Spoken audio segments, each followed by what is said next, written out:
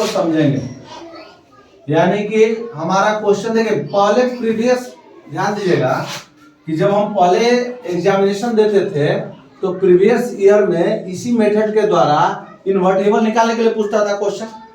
जब इधर मतलब कुछ दिनों से, यानी कि क्या है, डिटरमिनेंट का यूज करके मतलब क्या करता है, इन्वर्स निकालने के लिए कहता है। तो इस मेथड पर हमको बनाने के लिए बहुत ही कम क्वेश्चन आते हैं, लेकिन अगर हमें बुक में दे रखा है तो हमको ये मेथड को सीखना है।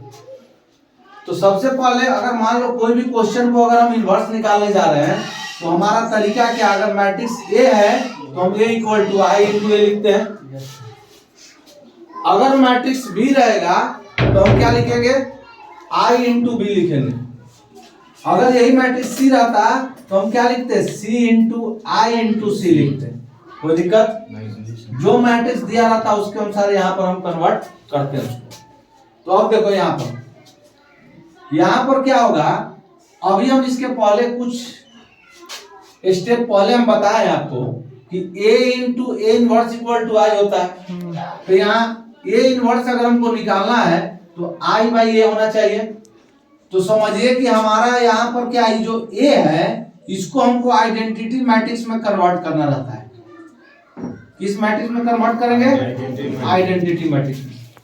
जब हम इसको आइडेंटिटी मैट्रिक्स में कन्वर्ट कर लेंगे और यह a जो है इसके साथ आकर अगर भाग लग जाएगा तो देखिए ना, i बाई ए का वैल्यू क्या हो गया, इनवर्स हो गया।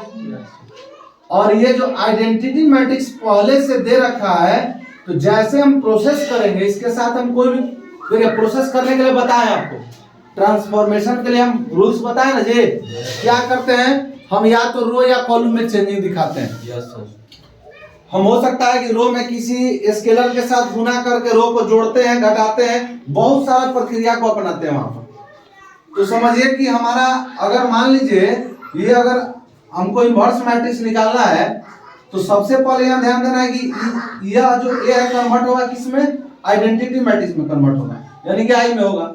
और अब ये जो आई बच रहा है वह किसी अन्य मैट्रिक्स में कन्वर्ट होगा, यानी कि आइडेंटिटी मैट्रिक्स से दूसरे मैट्रिक्स की ओर जाएगा। तो हम प्रोसेस करेंगे तो दोनों के साथ करेंगे। बात समझ में आ रहा है? तो मान लीजिए हमारा यहाँ पर क्वेश्चन जब दे रखा है ये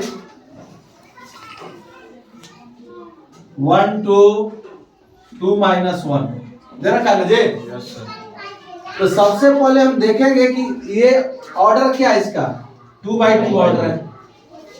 तो हमको 2 बाई 2 ऑर्डर का ही आइडेंटिटी मैट्रिक्स नहीं से बनाना होगा।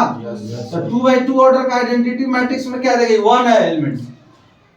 दूसरा एलिमेंट क्या होता है, फर्स्ट रो का 0, फर्स्ट कॉलम का फर्स्ट रो का एलिमेंट सेकंड में क्या होता है 0, और सेकंड रो का एलिमेंट 1 होता है। तो हमको इस रूप में लाना है इसके लिए।